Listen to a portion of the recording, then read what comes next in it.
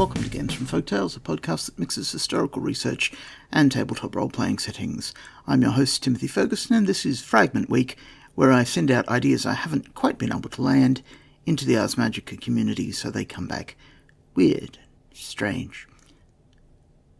Here's a tiny excerpt from Ambrose Bierce, which seems to involve a person being consumed by a regio, thanks to the LibriVox recorder and her production team. An Unfinished Race by Ambrose Bierce. Recording by Elizabeth Copnall. James Byrne Warson was a shoemaker who lived in Leamington, Warwickshire, England. He had a little shop in one of the byways leading off the road to Warwick. In his humble sphere he was esteemed an honest man, although, like many of his class in English towns, he was somewhat addicted to drink. When in liquor he would make foolish wagers. On one of these too frequent occasions he was boasting of his prowess as a pedestrian and athlete, and the outcome was a match against nature.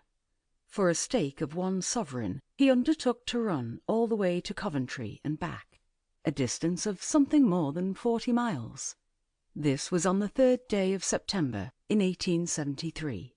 He set out at once, the man with whom he had made the bet, whose name is not remembered, accompanied by Barham Wise, a linen-draper, and Hammerson Burns, a photographer, I think, following in a light cart or wagon. For several miles Warson went on very well, at an easy gait, without apparent fatigue, for he had really great powers of endurance, and was not sufficiently intoxicated to enfeeble them. The 3 men in the wagon kept a short distance in the rear, giving him occasional friendly chaff or encouragement, as the spirit moved them.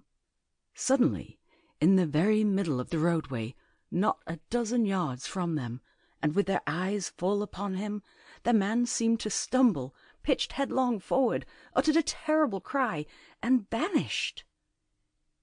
He did not fall to the earth. He vanished before touching it. No trace of him was ever discovered.